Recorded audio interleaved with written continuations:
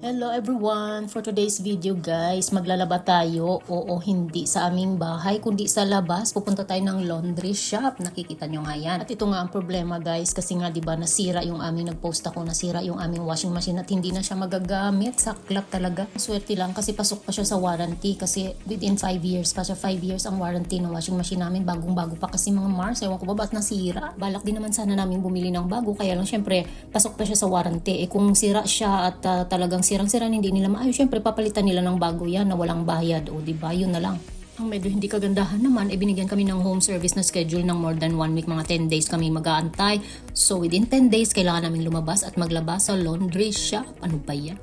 So ayan guys, nakikita niyo ang itsura ng laundry shop nila dito sa Toyan, dito yan sa Oslo. Maliit lang siya, maliit lang ang place, pero malinis, ang ganda, komportable ka naman pag naglalaba ka dito. Pwede kang mag-wash o pwede ka lang mag-dry. Self-service siya guys, so kailangan ikaw talaga ang gagawa lahat. Ikaw ang magsasalang ng iyong mga labahan. Kailangan mo siyang bantayan kasi nga walang taong may nagmamanage o may nagbabantay dyan. Self-service talaga siya, so ikaw lahat ang gagawa. At syempre hindi ka rin makapag-wash kung hindi ka magbabayad muna kasi ang iyong bayad ay connected siya sa washing machine. Pag paid na, saka siya mag-on o diba, ang galing lang.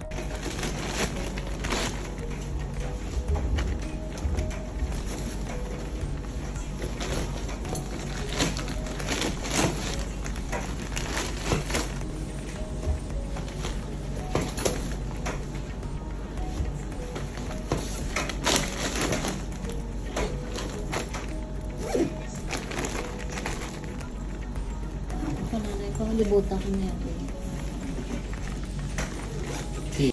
Medyo hassle din siya para sa amin guys, hindi siya madali, pero ganun talaga ang buhay, laban lang.